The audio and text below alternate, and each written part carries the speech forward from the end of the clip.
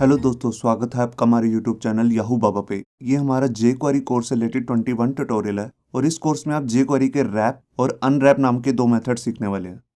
यहाँ पर देखिए, जैसे हमारे पास एक स्पैन टैग है और उसके अंदर हमने कुछ भी लिखा हुआ है। यहाँ स्पैन टैग की जगह कुछ और भी हो सकता है। अब मैं चाहता क्या हूँ, मैं चाहता हूँ कि इस स्पैन टैग को किसी और टैग में डाल दिया जाए। मान लीजिए मैंने इसको स्पैन टैग को डाल दिया हेडिंग 1 टैग में। तो इस तरह का जो डालना है, मैंने इसे क्या किया, मैंने स्पैन टैग को रैप कर दिया किसी एक दूसरे टैग में। तो इसके लिए जब भी हम ऐसा कुछ करना चाहते हैं तो इसके लिए हमारे पास jQuery के अंदर एक स्पेशल एक मेथड आता है जिसको हम कहते हैं रैप। इसमें आप स्पैन टैग की कोई लोकेशन नहीं चेंज करेंगे। स्पैन टैग जहां पर भी है वो वहीं रहेगा, या जिस HTML के टैग को हम टारगेट कर रहे हैं वो वहीं पर रहेगा। बस हम उसे यहाँ पर रैप कर देंगे किसी दूसरे टैग के अंदर। यहाँ पर हम ऐसे भी समझ सकते हैं कि इसका एक पेरेंट बना देंगे किसी दूसरे टैग को। और इसी का एक दूसरा मेथड होता है जिसको हम कहते हैं अनरैप। उसका यूज कहाँ होता है कि आप मान लीजिए स्पैन टैग का जो भी पेरेंट टैग है, इसका पेरेंट टैग इस समय है h1 टैग। अगर आप इसके पेरेंट को रिमूव करना चाहते हैं तो उसके लिए हम यहाँ पे यूज करेंगे अनरैप मेथड। तो आइए देखते हैं प्रैक्टिकली कि रैप और अनरैप को एक्चुअल में यूज कैसे कर सकते हैं। यहाँ पर देखिए, हमने अपना एक बेसिक सा HTML का डॉक्यूमेंट बना लिया है और यहाँ पर देखिए ऊपर एक हेडिंग है, उसके नीचे एक डिव आ रहा है। उस डिव के अंदर हमने एक हेडिंग लगाई है, सब हेडिंग, और एक पैराग्राफ ऐड किया है। नीचे हमने दो बटन भी ऐड किए हैं, रैप और अनरैप। इन दोनों के क्लिक पर ही हम इस वीडियो का प्रैक्टिकल करने वाले हैं। तो ये देखते हैं। उसके लिए यहाँ पर देखिए हमारी HTML की फाइल है, जो हमने ये डिव लगाया, इस पर ID लगा हुआ है बॉक्स। इसी को टारगेट करके हम अपना वीडियो का आगे प्रैक्टिकल करने वाले हैं। तो देखिए, सबसे पहले मैं यहाँ पर नीचे, यहाँ पर हमने जैसे jQuery की फाइल भी ऐड कर ली है, इसी के नीचे हम अपना स्क्रिप्ट टैग लगा लेते हैं।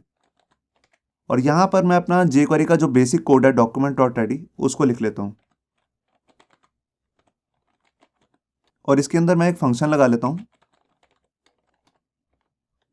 यहाँ पर अब मैं क्या करूँगा, मैं इस रैप बटन पे, जो हमारा ये रैप बटन है, इसका पहले क्लिक इवेंट लगाता हूँ। तो देखिए मैंने इस रैप बटन को कॉपी कर लिया और यहाँ पर मैं इसका सिलेक्टर बना लेता हूँ।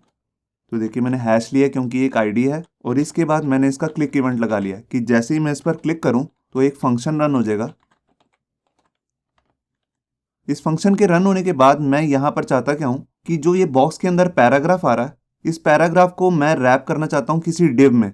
तो देखिए उसके लिए मैं क्या करूँगा, यहाँ पर मैं पहले टारगेट करूँगा इस पैराग्राफ को। तो उसके लिए मैं सिलेक्टर बना लेता हूँ और यहाँ पे मैंने लिया हैश बॉक्स।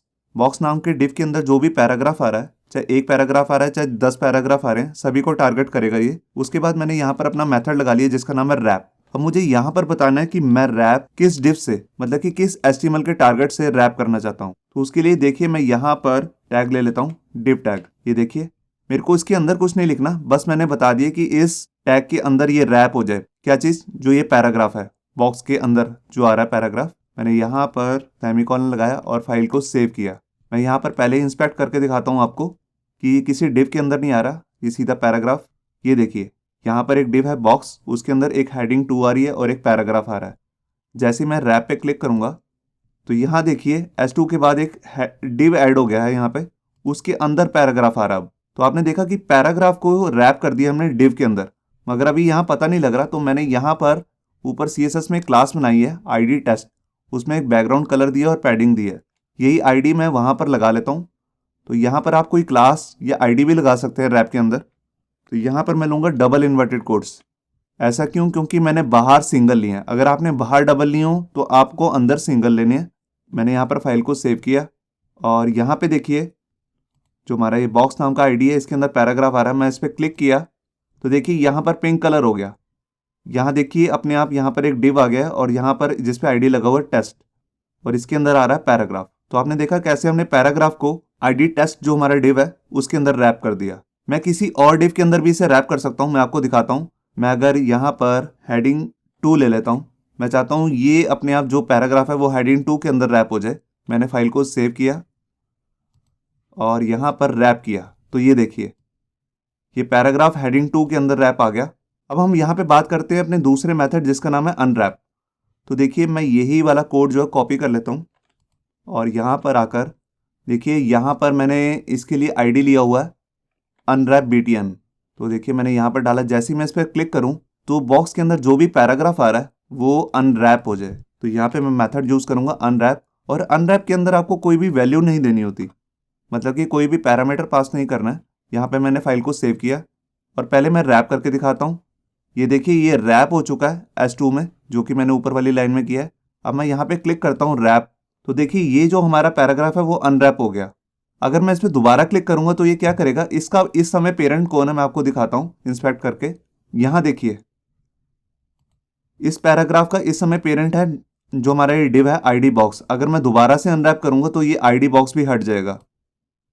ये देखिए ऊपर से सारा कलर रिमूव हो चुका है क्योंकि आईडी जो बॉक्स है हमारा वो रिमूव हो चुका है, मतलब कि अनरैप हो चुका है।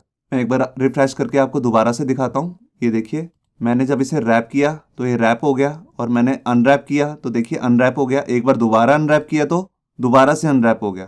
तो आप यहाँ रैप को यूज करके किसी भी HTML के टैग को टारगेट करके किसी दूसरे HTML के टैग के अंदर रैप कर सकते हैं। और बिल्कुल अनरैप तो बिल्कुल सिंपल है, आप किसी भी HTML के टैग को अनरैप कर सकते हैं। अगर वो उसका कोई भी पेरेंट है तो उसका पेरेंट इमीडिएटली रिमूव हो जाएगा। होप सो आपको ये हमारा वीडियो ट्यूटोरियल अच्छा लगा होगा। अगर अच्छा लगा है तो वीडियो को प्लीज़ लाइक करना मत भूलिए। अगर आप ऐसे ही रेगुलर अपडेट चाहते हैं तो हमारे चैनल याहू बाबा को सब्सक्राइब करना मत भूलिए। Thank you.